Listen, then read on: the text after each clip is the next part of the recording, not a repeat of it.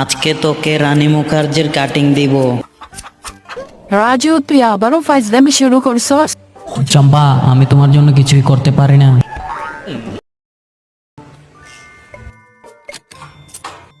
রাজু, মদ খাবো। আমি কিছু জানি না। দেখ কি করে বাইরে যাস।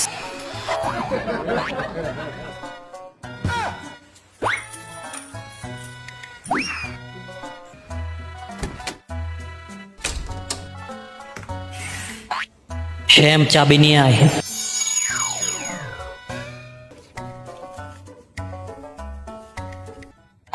কোথাছে না কেন? হেই নে আসল চাবি। হ্যাঁ, খুলে গেছে। এই নে লাফি।